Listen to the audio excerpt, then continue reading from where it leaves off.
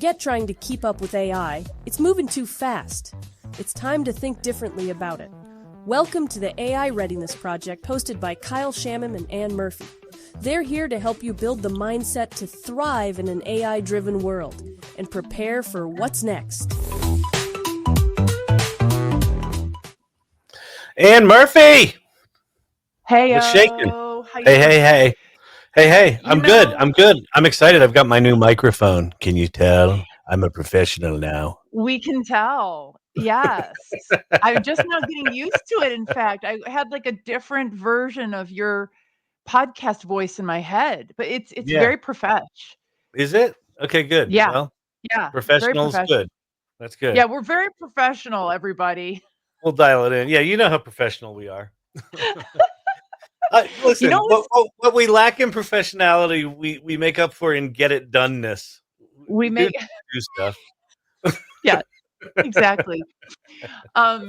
It's funny because I bet a lot of people might not know that like we are very capable of sitting up straight and wearing grown-up clothes and having conversations that are, like more on the, I think you just used the word professionator. Professional. They're sort of professionalizer. We're Yeah. professionators. Yeah. I'm professionalizing. Yeah. We can. Yeah, no, we can do we that, can. everybody. We choose not to, but we can. No, it's important. You got to be able to turn that on and off. But listen, everything's changing, so is professionalism.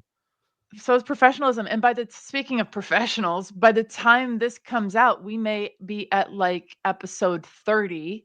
So we hit episode 25. We're well into double digits, which congratulations into double digits. to you. Like one of the lessons in life is, one, start it, and two, keep showing up. Just keep showing up. Okay, I know that, we're going to talk about AI, and I feel like I've got a little bit of a topic about how ready are we for AI, but I did want to say about this thing about just showing up. Mm-hmm. How many conversations this is coming up in, Really? I'm reading about it, like it's in the New York Times. I was reading a blog about how showing up is an act of rebellion now. Like, think about that. We're supposed to be quiet and stay at home. That's better for the powers that be. If we would all shut our faces and stay home and stay separate. But here we are. Here we are. And listen, we're building community. We're showing up, and we're telling people to come with us. If you show up, Dang it. If you show up, good things happen. I like it. How ready for AI are we this week? You want to go first? Or you have a burning how ready you are? Or you want me to jump in? Well, I have it. It may not be burning, but I think it's timely because. So I'm going to go for it. I like it.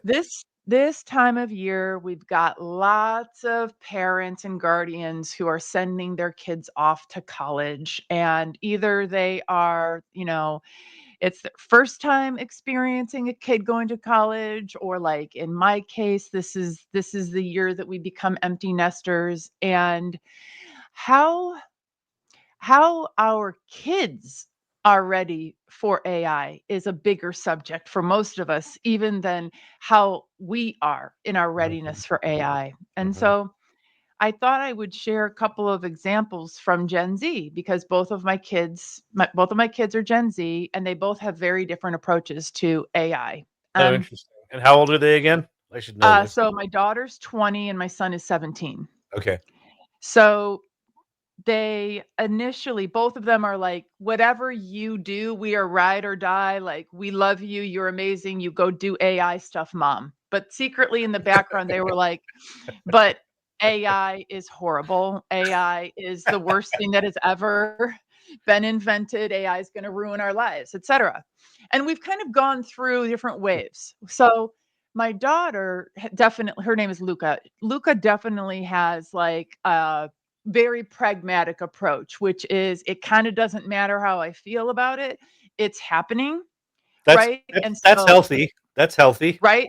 Yep. So she has learned all the things, and now she's a member of She Leads AI, and she's going to be in charge of all the volunteers on site at the Create conference because she's a camp counselor. So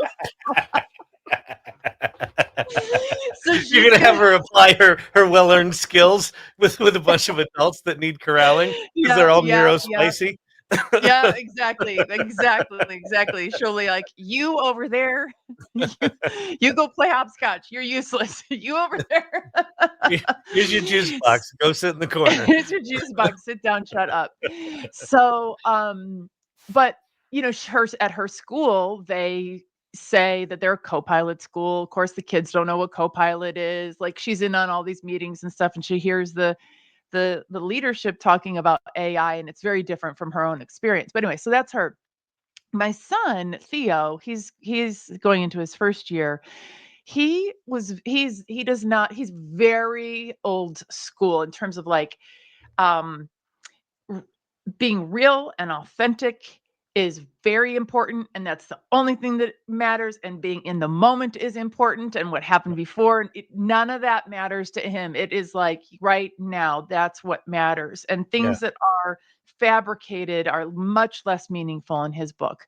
However, he's now going to run our what is becoming a vast social media landscape for She Leads AI. And so I think this is a good example of, you can hate it, but you may end up working for it.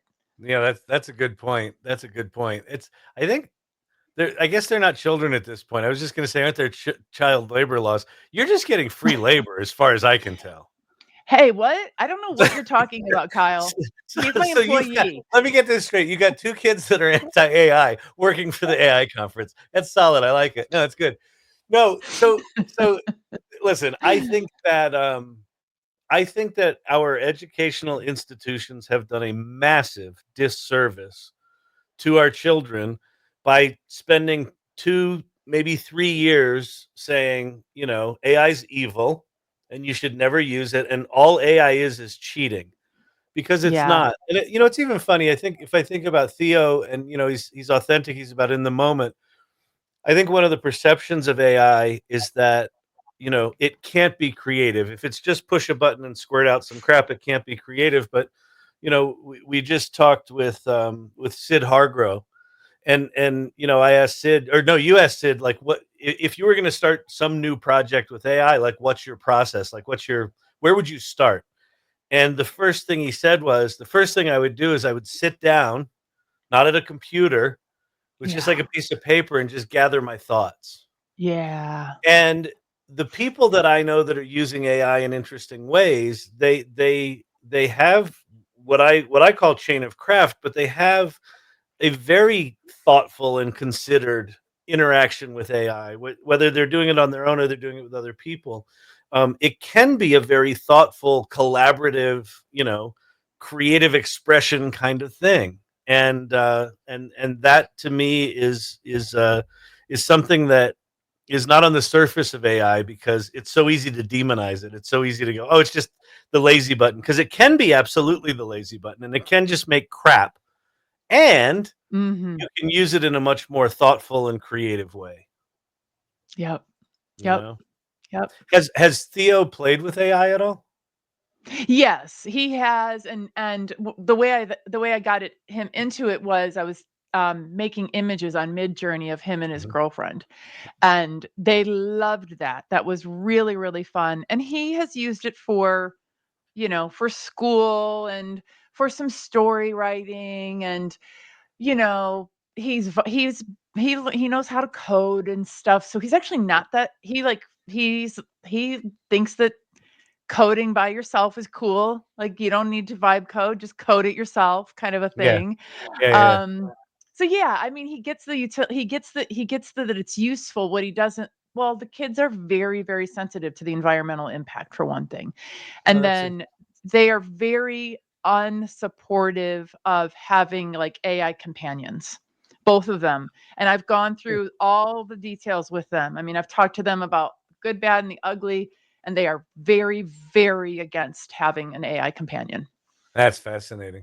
That's fascinating, because I have an instinct that a lot of people's first experience with AI is going to be some sort of, imagine a Siri or an Alexa that is actually good, and you can just talk to it about anything, right? So at some point, someone's going to do some version of that. It could be Apple, who knows? Um, but not at this point, doesn't look likely, but but I think, conversational agents, I mean, that might be a lot of people's first interactions with AI. Yeah. So that's actually a Yep. fascinating thing that they're so avoiding it. And I wonder I wonder if getting good with voice interfaces with AI is going to become a marketable skill moving forward. It might be, right? Because how we Ooh. type things and how we talk are very different interactions. And Yeah. if voice becomes a primary interface for these systems, especially as they get more agentic, there's going to Yeah. be people that are going to be really good at talking things into existence, right? Mm. And Yeah. I wonder if that's a skill. I wonder if that's something to practice. I mean, and I wonder if that's another way in for them, is not to think of it as a companion, but to think of it as this is basically just another interface to use these tools that might help you with Yes. something. I think that's totally an approach that I could take with them. This isn't about whatever. This is just about learning how to work in the future.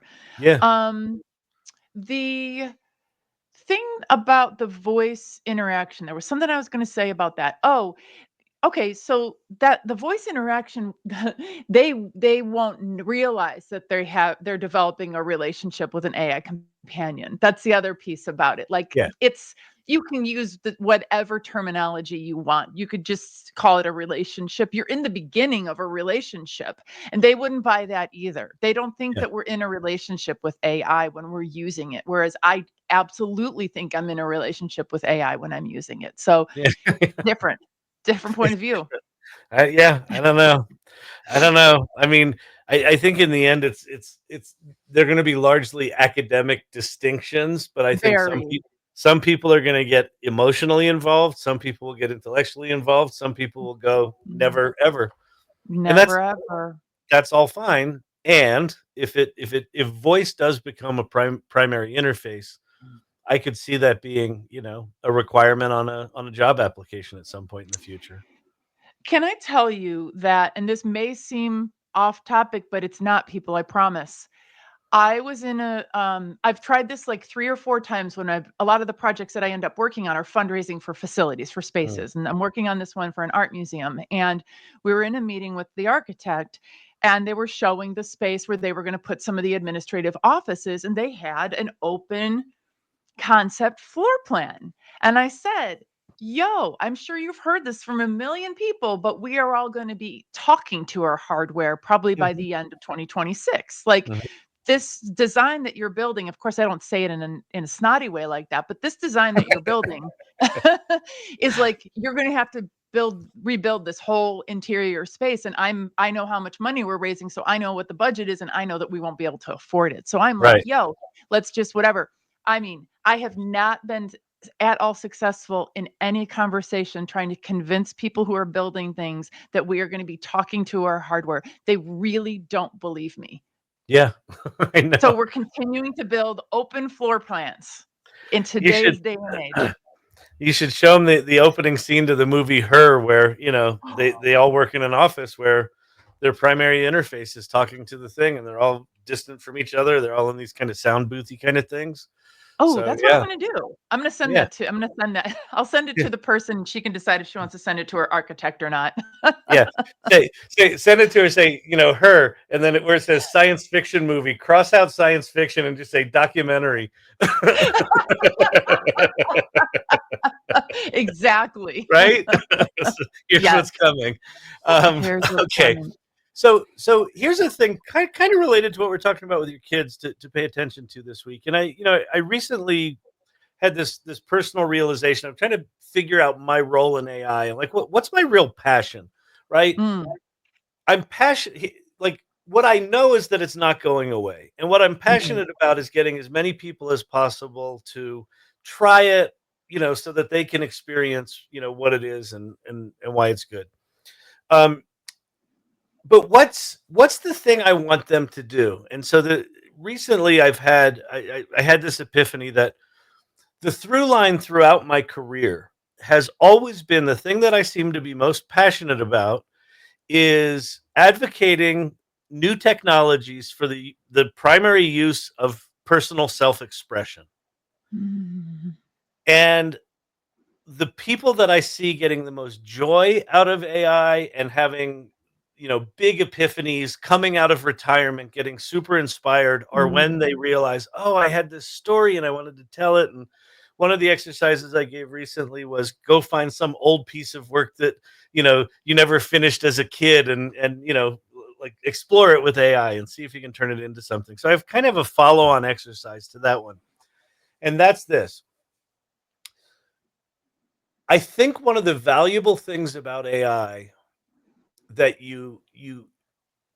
if you're involved in a group like She Leads AI or AI Salon, where we're constantly encouraging people to play outside of the lines, you'll probably do this anyway. But a lot of people, think, okay, here's the work I do, and I'm going to make a thing that's in that work.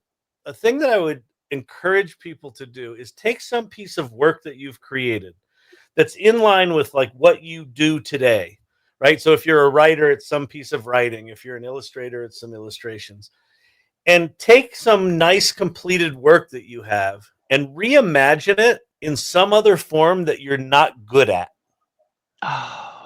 So if you're horrible at music, you can't keep a beat, take the annual report that you just, did, and see if you can reimagine it as a song in Suno. Or take the children's book that you wrote, because you're an illustrator and you're a writer, and turn that into a novel, right? Or turn that into a movie. Yes. That force, or one of the things where people often get really hung up is, I can't code. I'll never be a coder. I don't have a head for it. I'm not good at math, right? And they avoid it like the plague. They've got themselves defined as, I can't do that. Learn one of the vibe coding tools, something like Lovable, and head over to Lovable and just turn your annual report into an interactive dashboard using code, right? And it will blow your mind. And so I think if you haven't done it yet, really purposefully take something that you've built and try to reimagine it in a thing that you're not good at, and that may unlock something for you. So that's my thing to pay attention to. And I know you've done a fair amount of that over the months and years. You gave me the idea of like an hour ago, and between our shows, I went and I dragged out.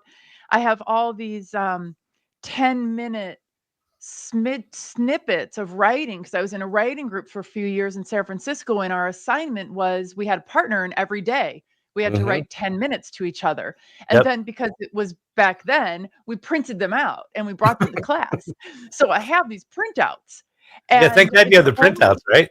Yeah, thank God. And it's the only paper I have in my office. And I've always wondered, why haven't I digitized this? Or why do I still have them? They're from literally 22 years ago.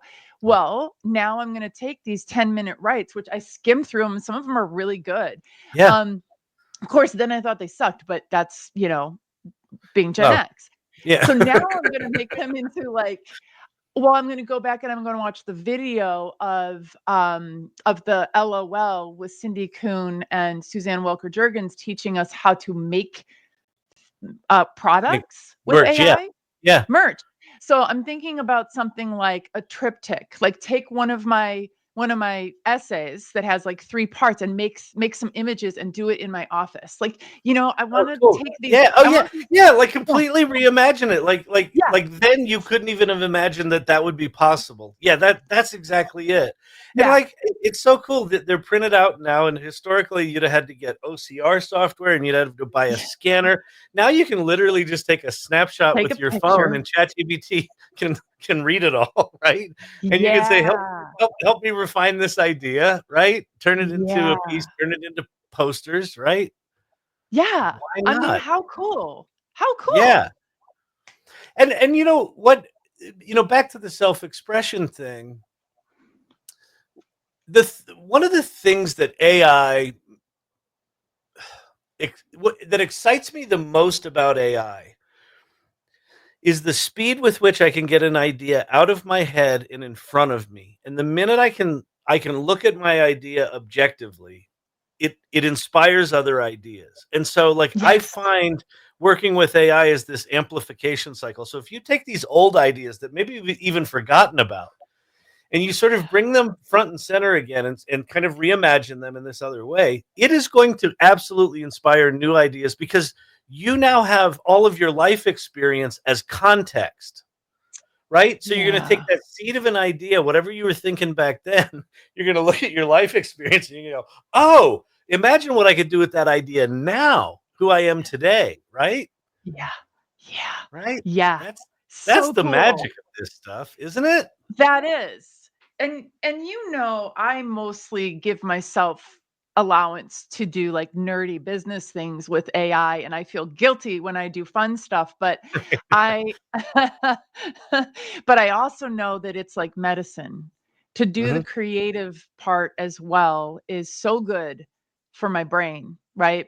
It's calming and it's soothing. And before somebody told me about the the energy usage involved with like a mid-journey image, I was every single night I was making images before I went Mhm. to sleep, and that was really, really fun. I realized why that for a pastime might not be like I didn't want to be making a ton of images every single day. I decided Mhm. that wasn't a good use of energy. But um right now, as I'm thinking about this opportunity to take my essays and make them into something, I'm like, yeah, that's a really, really good use of AI for me. Really Yeah. healthy, you know? Yeah, and the other thing I would argue, Anne, is that, not only is it a little way to maybe recharge your batteries if it's, you're not just, making the donuts all the time. Mhm. There are gonna be things that you discover in those things that feel like play, that feel like Ah, hobby, that you might realize, "Oh, wait a minute. I've got this project I'm working on right now for work. I could actually bring that into mhm. that," right? And so I don't consider any play in AI frivolous right now because so much is unknown about what's Mm, possible. And so even the thing like we were just true. talking about, if you context the voice thing as an AI girlfriend, then people are not going to use it. But if you say, "Hey, wait a minute, what if this is the interface of the future?" Well, then maybe I should at least Yeah, learn what it's about, right? yeah. Yep, yep, absolutely. Beauty. So where does that All leave us? right. That's it. So go play, go reimagine Go something in a play. new form, and especially imagine it in a new form you're not good at. I think there's some magic there. Um, Yeah, so here's yes. where we are. You little Missy, need to tell the good people about She Leads AI.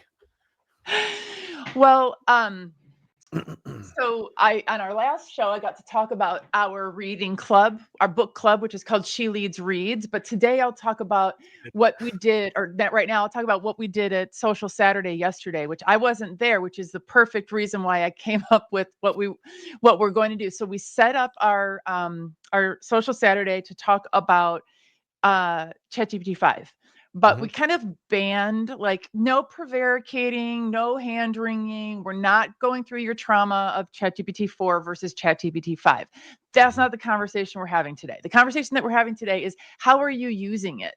Like what's mm, different? What's working well? Give us your use case, your workflow, the thing you tried that didn't work, whatever. And then later on today, I'll take the recording of that and I'm going to turn it into a field guide that oh, then love goes that. out to everybody who was there. Because we're like, we don't have enough hours in the day for all of us to go individually and play with all the use cases. That's We great. need to learn more quickly. So Mhm, that's the kind of thing we do. And what we really value is that rapid transfer of knowledge that can take place in a safe environment. So She Leads AI. Our mission is to unite accomplished women to advance AI for global prosperity. And we do that through events and through our community and through our AI Academy. And every woman at any stage of her journey in AI is invited to join us at a social Saturday. We're there every weekend from 10 a.m. to noon on Zoom at Pacific time on Zoom. And the more the merrier. So come on down. beautiful. Love it. Love it. And the AI Salon, if you don't know, is a community of AI optimists and creatives and makers and builders and entrepreneurs. And it's a really remarkable and generous organization. And I the thing that most inspires me about the AI Salon is all of the different points of view of people that regularly someone will come in. They'll not be good with AI, so they apologize for that. But then they'll say, "Oh, I figured out this little thing that I do for my little business over here." And like everyone in the room is like, "Oh my God, I never thought about it like that." The different perspectives, the different lenses through which people use AI and see AI is absolutely inspiring. So that's what the AI Salon's all about. We have meetings. We've got a subscription area called the AI Salon Mastermind for people that want to dig deeper and collaborate deeper and teach each other in a different way. And start businesses together, things like that. We've got a lot of experiences of people meeting and starting businesses together. That's how we met. So that's what the salon's all about. And and it's a really remarkable organization. And then the final commercial before we bring up Jyunmi is the AI Readiness Training Program. So I'll tee it up and then you bring it home. So in the week between Christmas, Hanukkah, and New Year's in 2024, we did this thing called AI Festivus, where we brought together 34 speakers from 4 different communities. There were 24 one-hour sessions over a 2-day period. It was a Friday and a Saturday. And it was an absolutely remarkable event. And one of the things that came up during that event, it was all just people talking about AI and how they think about it and how they're doing it and what they're building. And people wanted a course. They said, what are the lessons here that we can pull out of this? So we worked. It took us longer than we thought it would, but we got it together, and working with Vicky Baptiste, Ann, and I took the lessons out of those 24 sessions and sort of pulled out evergreen content and turned it into the AI Readiness Training Program. So I'll let you take it from there. So the AI Readiness Training Program is a self-paced course. So it's one of those numbers where you get to do things in the order you want to, whenever you feel like it. And I dare say that it is among the self-paced courses you are most likely to finish. I know it's really, really hard. I know people, the statistics are awful about how few people actually finish a course. The nice thing about this is that if you don't want to take the section on AI in business or AI in creativity, you could skip a whole entire section and still graduate and get your certificate. However, we encourage you, it's the what you resist, you must persist. The section you most don't want to do that one first. Like you may think that it's not useful for you to learn about AI and creativity. And I would have said the exact same thing a few years ago, but wow, has it opened up my world. So the lessons are sections of the talks from AI Festivus with each of our 34 speakers. And then Vicky Baptiste pulled together like a quiz that you have to check your understanding at the end of each section. It's like AI in business, creativity, collaboration, personal growth, community. It's not about, do you use Kling or Kriya or CapCut or it's like, not about using know. the tools, right? It's about the mindset, right? The mindset of AI and getting ready for that. So exactly. So go check that out. And with that, so are you ready for AI.com? Yep, beautiful. Why don't you tell the good folks about Jyunmi? Well, Jyunmi is one of the people who I had the good fortune to meet in the AI Exchange, Rachel Wood's AI community. He is one of the co-hosts of the Daily AI Show and lives just up the street from me in Portland. I'm in Corvallis, awesome. Oregon. I didn't know that. And that's awesome. Yeah. It's so many of the people who are friends in common who live in this area. And I'm excited to hear from Jyunmi if he's going to share with us. Like, he's on the airwaves every single day. I want to know some AI stuff that Jyunmi has not said yet that he can say here out loud for the first time ever. No pressure. Welcome, no Jyunmi. Pressure. Aloha. Thanks for bringing me on. It's always great to see you, Anne, and meet you, Kyle. Likewise. Welcome. what kinds of things are we thinking here? AI that we don't talk about every day. That you Okay. don't specifically. All right. Well, why don't you first give us a little intro, give us a little background about Sure. who you are, and then What you're up to. gather your thoughts and wind us into some secret corner of AI Some that tea. you haven't talked about yet. Some nugget. Sure. Okay, so hi everyone, I'm Jyunmi. I like to describe myself as a multi-passionate generalist, and when that comes to tech, media, content, strategy, all of those kinds of things. I'm a systems thinker, if you will.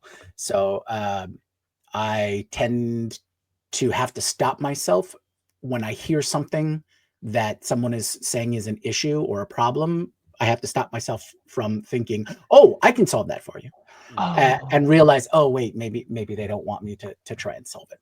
So a little insight on how my brain works, I guess. I've when it comes to AI, I think I got introduced very end of 2022 when ChatGPT became hugely mainstream. Everyone started talking about it, and it's a new tech space, so that's kind of what I wanted to go into it. Now I concentrated on a few projects, one of them being the Daily AI Show. Like Anne said, it's a daily show, Monday through Friday. We talk about various AI related subjects. So on Wednesdays we have the news, which I have the honor of being the lead host on. So it's really nice to dive into that hype cycle and go, oh, okay, I think this is what we really need to talk about, and those kinds of things. So yeah, if you get a chance, come check us out. I think you'll learn a few things. But yeah, so that's a little background on me. So in terms of AI that I haven't really talked about, I guess it's because it's fairly niche. So Let's hear it. Yeah, so if you didn't know, I have a film background, and I like creating film and video, and been in that space for quite a while. And one of the cool things that I've been looking into in terms of technology is SBCs, or single board computers. So if you've heard of the Raspberry Pi, those kinds of things. And recently, there has been more SBCs that have had AI components or an AI board. So I believe it's called the Julio AI hat. Is a board that can top out at about 27 to 40 T-flops, or trillion floating point operations. And that's kind of the de facto benchmark that people calculate. So in comparison, an H100 does something like 2,500 T-flops. Right. So that's what all the big hardware, it costs $25,000 for a single card. So, that's enterprise cloud infrastructure. But if you want to run a very simple, small AI model, you can do it on this SBC. And there's a few others that are out there. Now, while that might be fairly niche, the one application of it that I think is very, very niche is there's a project called 𝗪𝗏. And essentially, the project means to build a cinema grade camera using SBCs. And now with the application of AI, what kind of in-camera effects can we add on to it? And so that's kind of my hyper niche. Wow. Not really talking about it right now, but that's crazy insane. Wow. That's so cool. That's so cool. Yeah, the possibilities are crazy. Can you take it abstract it up a layer from the super niche thing and just talk about what you think the implications are, or the value is of locally run AI models, and Like, Yes, and please. how soon do you think we move from the hobbyist where you have to understand what a Raspberry Pi is and a hat and programming them Right. and, where you have to nerd out a bit, how soon do you think it's coming where those things are just going to become the de facto way to go? But like, can you just talk to me about what you think the implications of onboard AI is versus Right, sending right. all the Okay, stuff to Sam so Altman? hold your horses because you just asked me a question that I want to or love to talk about. Okay, Okay, good. That's so great. um, all right, so right now, what everybody seems to know about AI is the foundational AI models, right? ChatGPT, Gemini, Claude, all of those, right? And that's all cloud interfaces. That means you have to send your requests out there, have them spend the compute and spit something back. Even if you're using an API, you're still making calls to their servers, Yep. and going through that whole process. On an enterprise level, people are concerned with security and PII and IP and all those kinds of things, right? And so the solution, Rightfully so. rightfully so, exactly. Rightfully so, by the way. Because I know it's been said for the last at least 10 years or so, but data is the new gold. Data is the new oil, right? It's the commodity that all of these big tech companies have been trading in, and it is a value asset to them. So I think what people are waking up to, and other businesses are waking up to, is that maybe we should own our own data. Maybe we should have like inherent data rights and stuff like that if it's such a commodity. So if that's been identified, then it should be ours. Now, extrapolating that is the concept of running on-prem or on-premises computing, right? A good example of a AI-enabled service or system or tool that takes this into account is N8N. So N8N is really popular right now. It's the new automation tool, on the block. But it's like open Make, source, it's like like Zapier. Make, like Zapier, those Yep. kinds of things, right? Yep. It gets a little more on the nitty gritty side. So you do have a higher learning curve, but you can do so much more with it. It's open source. They do offer a cloud solution if you don't want to deal with any of that, but you could have a self-hosted version. And they have an AI agent modules and all these other interconnections.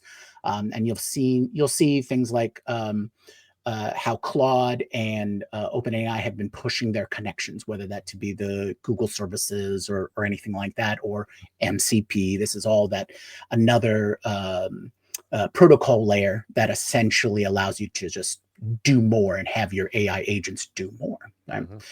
But this concept of self-hosted allows you to do more on your own hardware or your own instances and things like that, which does help along with the security aspect and whatnot, because you control the sandbox, right? Now, if we're going to extrapolate out from that, is local LLMs. Nothing new. The open source community has been doing local LLMs forever, right? Yep.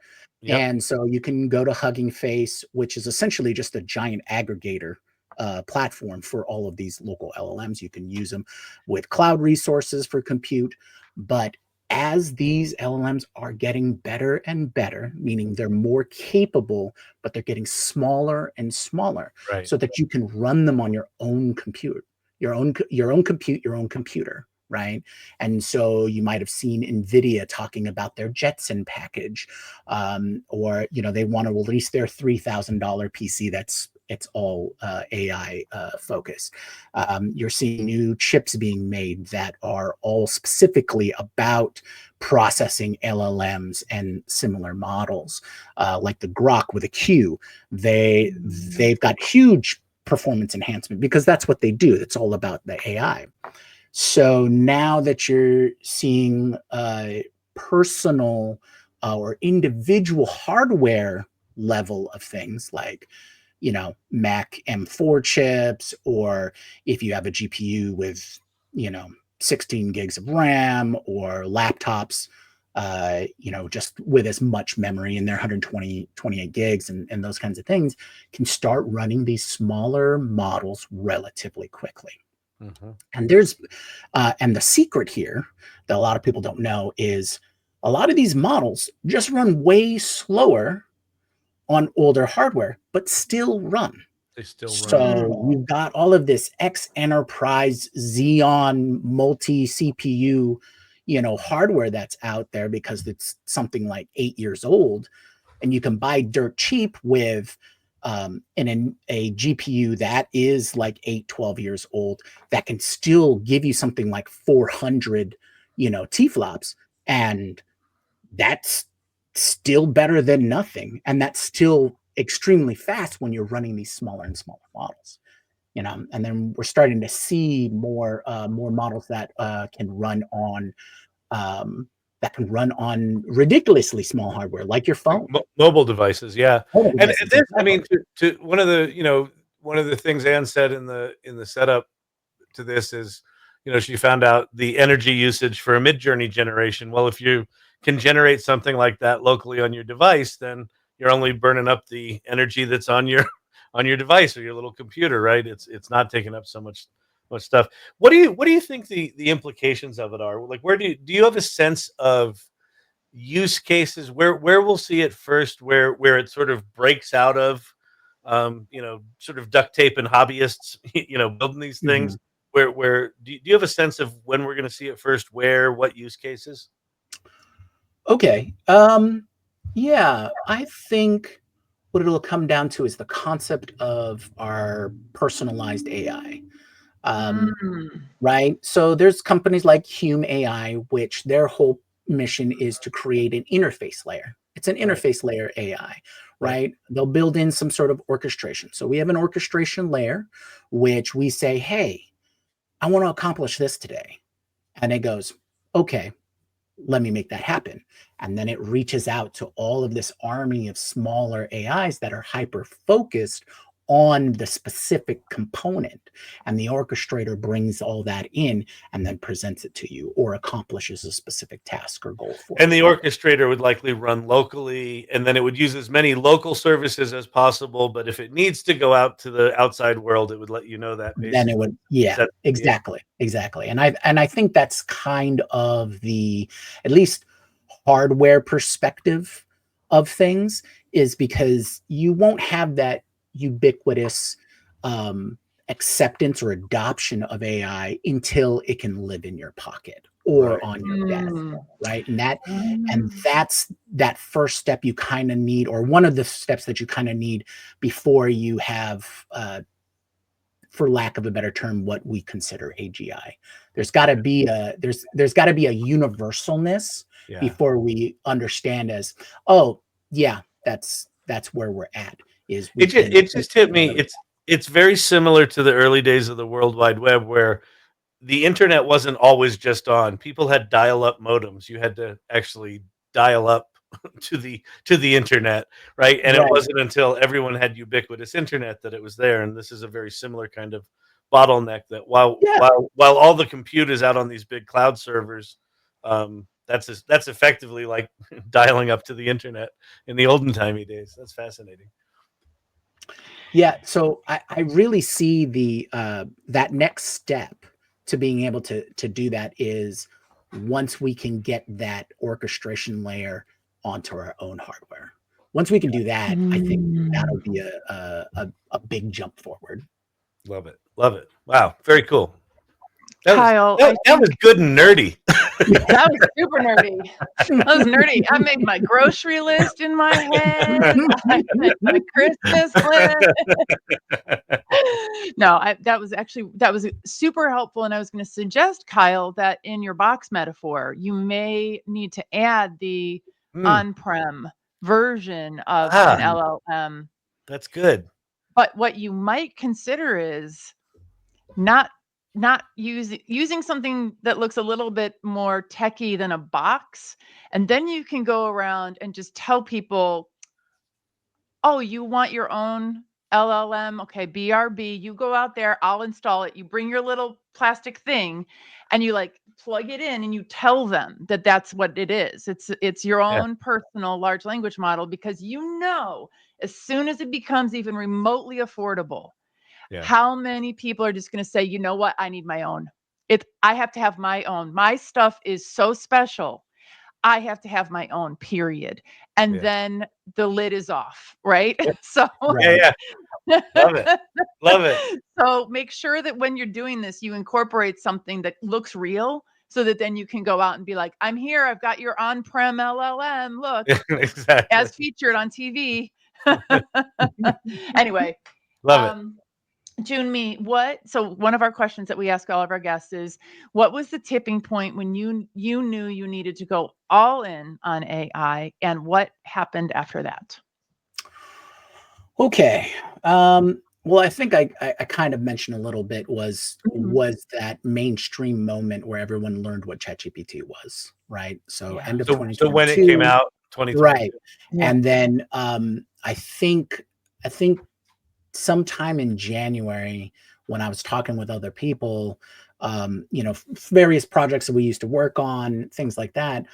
And so there was a few ideas that were thrown around. I'm like, we could use AI to build all of this, or at least develop it and things like that. Yeah. And that's kind of when it clicked on, oh, we're talking about education. We're talking about administration. We're talking about healthcare in all of these separate things. And I think that's where the realization was. It's like, oh, this can apply to this. This can apply to this. This can apply to this. You got the generalness of it. The general intelligence, right? Because AI prior to that was very specialized, right? Exactly. And so when I realized that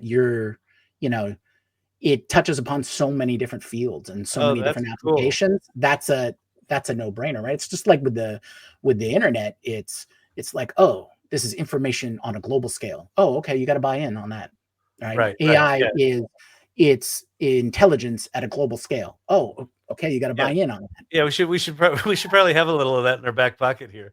Exactly. Yeah, that's really good. That's really good. What did you have? Was there so once you got that sort of general thing, you said, oh, we've got all these projects, we could apply AI to them.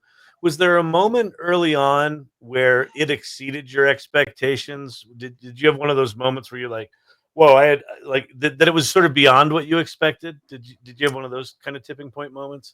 I did. It's a little vanilla. It's not really a niche solution or anything like that. But I kind of hate writing papers. I never liked, as someone who likes to communicate as directly as possible. This is the information that I need. Here's the information I can provide. Right. The concept of, oh, and this and that and filler paragraph and all that kind of stuff, that I did not engage with that very well. So the fact that I could say, here are my 12 bullet points, present this for me, and then I review it, make my edits, and I'm done. Right. That immense amount of time saved. That was huge for me.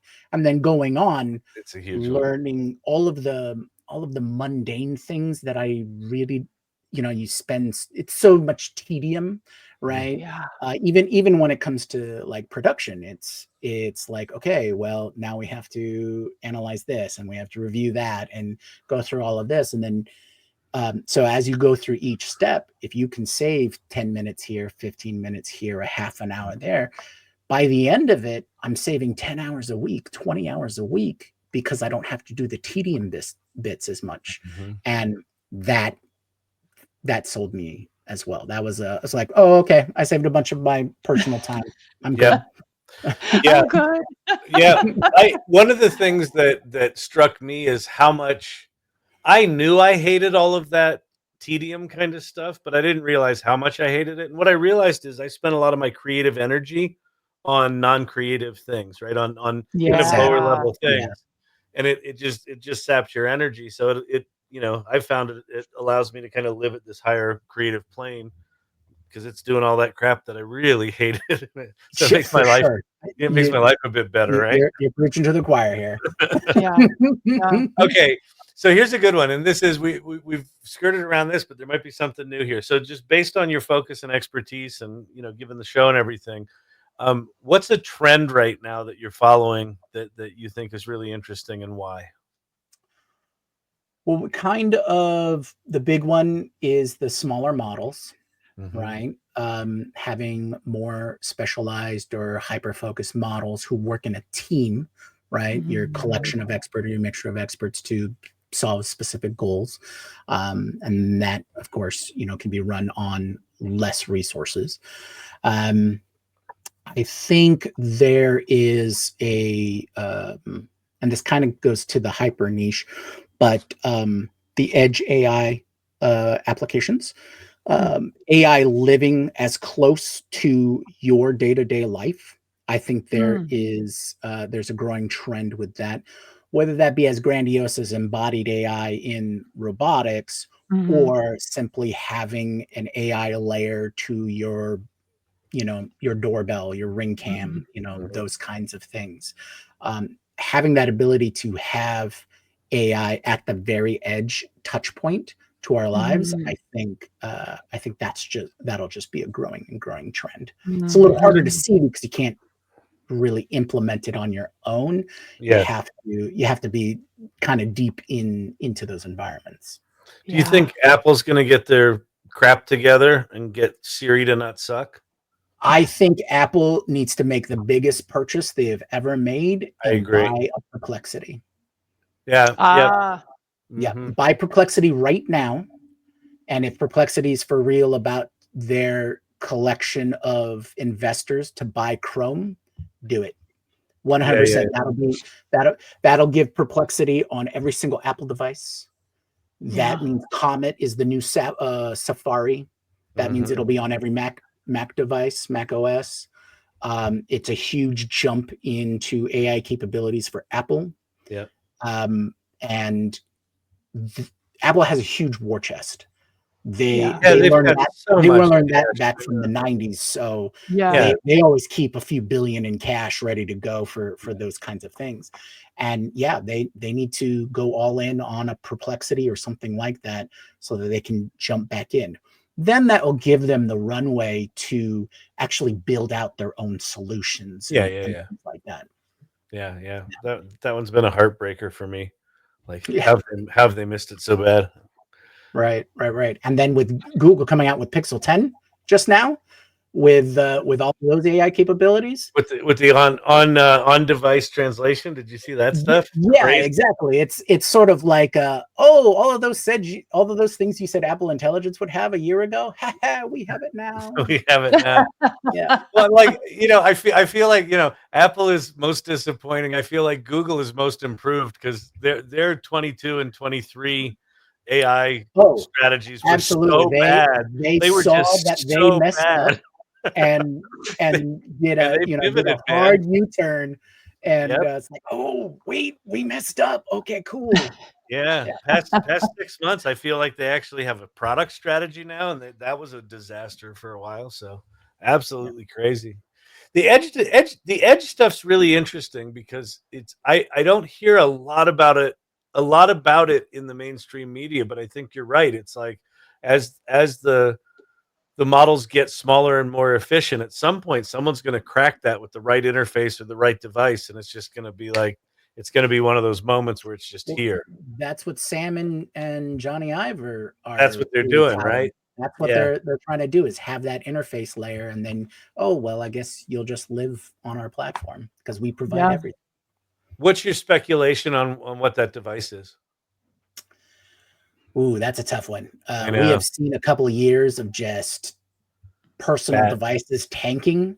But do you have one of the rabbits? He's got one. Yeah, I do. Right. Fun Game Boy design. I always love the design. I bought it because I figured if it's bad, it's good design. Right. If I were gonna guess anything, it would have to be something revolutionary. I don't think someone walking around with a medallion kind of thing's going to work. it so someone told me once that, and I've kind of kept this in the back of my mind, was that the things that really are successful are to take something that exists and just turn it a little bit, just put a little different spin on it. So this could be a new watch, or this could be, some sort of attachment to a phone, or this could be some new device that just replaces what we use these things for. Like, how many people do actually use their phone for making phone calls? Very little, right? Exactly. But most people text, they're on there at YouTube or TikTok or those kinds of things. It's a social media device. And so if you had an AI device that was just all about that, then that would probably do pretty well. Remember how popular the iPod was? Yeah. And there's a reason why we call it podcast still. Yeah. Exactly. Oh, very good point. Exactly. Very good point. Okay, Jyunmi, this is the AI Readiness Project podcast, which is a companion to the AI Readiness Training Program. So we are obligated to ask you, what does AI readiness mean to you? And what would you tell someone who was just stepping off the sidelines into AI? Okay. What does AI readiness mean to me? All right. On an individual level, AI readiness means creating the mindset of constant learning. This is not a technology where you just go, I read the book on it, I know everything. No, no, every day it'll change, and you need to constantly be learning. So I think that mindset is probably number one, right? Beautiful. I think AI literacy is probably one of the most important aspects of just general education that everyone will need going forward. And it will take a long time to fill the gap. There's always a tech to societal gap.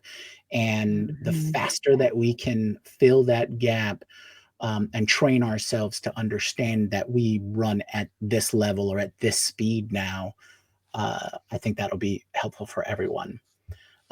In terms of advice I would give someone who's just getting into it, just realized what AI is, or just stepping off the curb there, like you said, I would say you need to expect, like, I guess that goes back to the mindset. You need to expect to be constantly learning everything, but don't be unmotivated or dismotivated, I guess maybe a better term,